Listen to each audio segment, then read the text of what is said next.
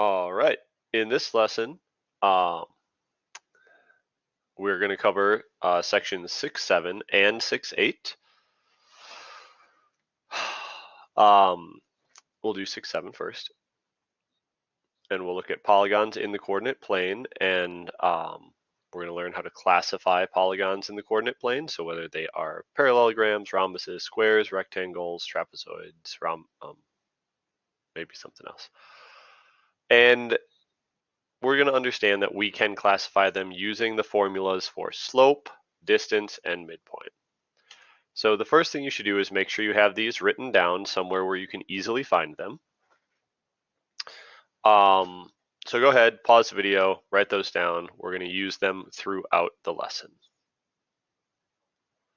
They're all things you should be familiar with. All right, problem 1 says we're going to classify this triangle. Is it scalene, isosceles, or equilateral?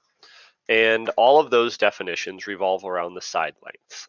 Scalene has 3 different lengths, isosceles has 2 congruent lengths, and equilateral has 3 congruent lengths. And so for this, we are going to use the distance formula.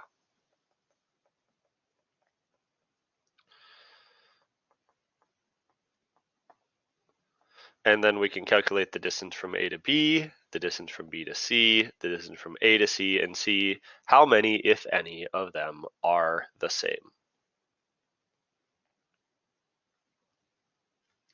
The distance formula says that the distance between 2 points is this. So we'll do this for our different side lengths. So distance from A to B will be, let me write the coordinates in here. The coordinates of A are 0, 1. Oh, I'm going to pick a different color. 0, 1. Is that better? Who knows? Coordinates of B are 4, 4. And the coordinates of C are 7, 0. So the distance from A to B is the square root of, let's see, x2 is 4. I'm using B as 0.2. So I'll do the x-coordinate of B minus the x-coordinate of A squared plus the y-coordinate of B minus the y-coordinate of A squared. In this case, this equals 4 minus 0 is 4, squared is 16, plus 4 minus 1 is 3, squared is 9. So that is the square root of 25, which equals 5. So 5 equals the distance from A to B. And then let's do from the distance from B to C. We use the distance formula again. I'll just do this very quickly. Okay, so I just quickly worked through those so we can see what they are. This is all stuff we've gone over, but I'll point out a few key points where if you were doing this on your own, you might potentially make a mistake. The distance from B to C had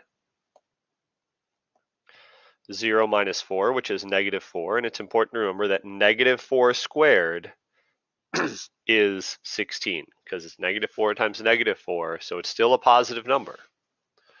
So when we added those together, we got that the distance from B to C was 5, so it is the same as the distance from A to B. Then I also calculated the distance from A to C, which was this, and then that came out to 49 plus 1. And feel free to pause the video and think through this carefully. Oh, this might be kind of hard to see back here. It's usually like impossible for me to move these. Oh yeah, wow, okay. There's a 50 back here. So that comes out to the square root of 50. And then I just put that in simplest radical form. 50 is 25 times 2, and 25 is a perfect square, so we can rewrite this as 5 root 2. And that is the distance from A to C, which is not the same as the other two.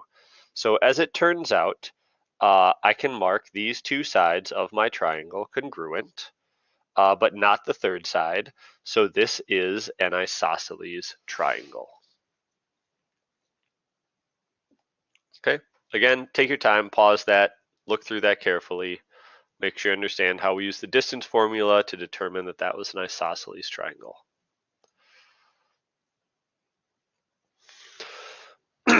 Here's one for you to try. Triangle DEF has the given vertices, and you have to figure out if it's an isosceles, equilateral, or scalene triangle.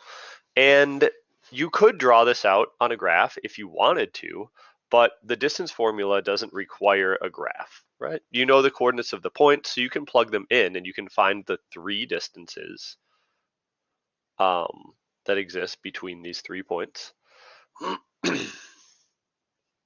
If it helps you to draw it, go ahead and see what you get. There will be a draw it on the couple slides up.